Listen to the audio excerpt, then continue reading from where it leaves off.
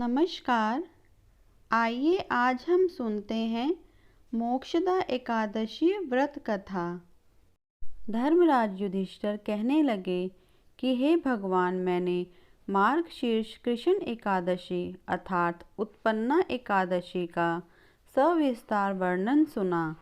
अब आप कृपा करके मुझे मार्गशीर्ष माह के शुक्ल पक्ष की एकादशी के विषय में भी बतलाइए। इस एकादशी का क्या नाम है तथा इसके व्रत का क्या विधान है? इसकी विधि क्या है? इसका व्रत करने से किस फल की प्राप्ति होती है? कृपया यह सब विधान पूर्वक कहिए। भगवान श्री कृष्ण बोले, मार्गशीर्ष माह के शुक्ल पक्ष में आने वाली इस एकादशी को मोक्षदा एकादशी कहा जाता है। यह व्रत मोक्ष देने वाला तथा चिंतामणि के समान सब कामनाएं पूर्ण करने वाला है, जिससे आप अपने पूर्वजों के दुखों को खत्म कर सकते हैं। इसका महात्म्य मैं तुमसे कहता हूँ, ध्यान पूर्वक सुनो। गोकुल नाम के नगर में वैखानस नाम राजा राज्य करता था। उसके राज्य में चारों वेदों के ज्ञाता ब्राह्मण रहते थे। वह राजा अपनी प्रजा का पुत्रवत पालन करता था। एक बार रात्रि में राजा ने एक स्वप्न देखा कि उसके पिता नरक में हैं। उसे बड़ा आश्चर्य हुआ। प्रातः वह विद्वान ब्राह्मणों के पास गया और अपने स्वप्न सुनाया। कहा, मैंने अपने पिता को नरक में कष्ट उठाते हुए देखा है। उन्होंने मुझसे कहा कि हे पुत्र, मैं नरक में पड़ा हूँ, यहाँ से तुम मुझे मुक्त कराओ। जब से मैंने ये वचन सुने हैं तब से मैं बहुत बेचैन हूँ। चित्त में बड़ी अशांति हो रही है। मुझे इस राज्य, धन, पुत्र, स्त्री, हाथी, घोड़े आदि में कुछ भी सुख प्रतीत नहीं होता। मैं क्या करूं? राजा ने कहा, हे ब्राह्मण देवताओं, इस दुख के कारण मेरा सारा शरीर जल रहा है। अब आप कृपा करके कोई तप, दान, व्रत आदि ऐसा उपाय बताइए जिससे मेरे पिता को मुक्ति मिल जाए। उस पुत्र का जीवन व्यर्थ है जो अपने माता पिता का उद्धार न कर सके। एक उत्तम पुत्र जो अपने माता पिता तथा पूर्वजों का उद्धार करता है, वह 1000 मूर्ख पुत्रों से अच्छा है।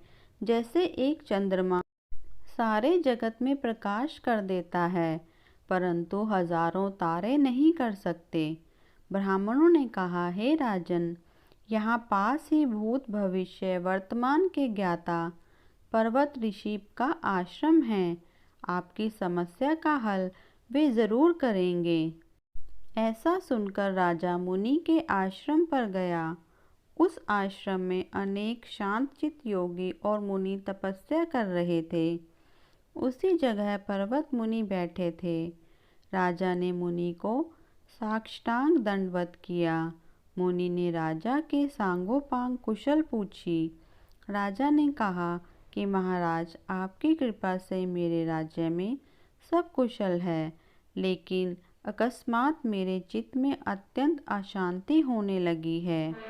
ऐसा सुनकर पर्वत मुनि ने आंखें बंद की और भूत विचारने लगे। फिर बोले, हे राजन, मैंने योग के बल से तुम्हारे पिता के कुकर्मों को जान लिया है।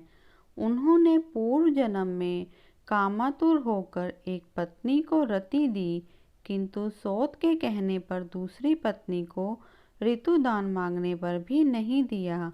उसी पाप कर्म के कारण तुम्हारे पिता को नरक में जाना पड़ा।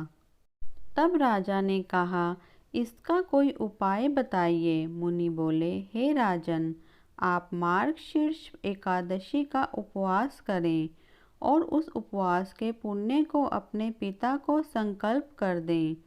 इसके प्रभाव से आपके पिता की अवश्य नरक से मुक्ति होगी।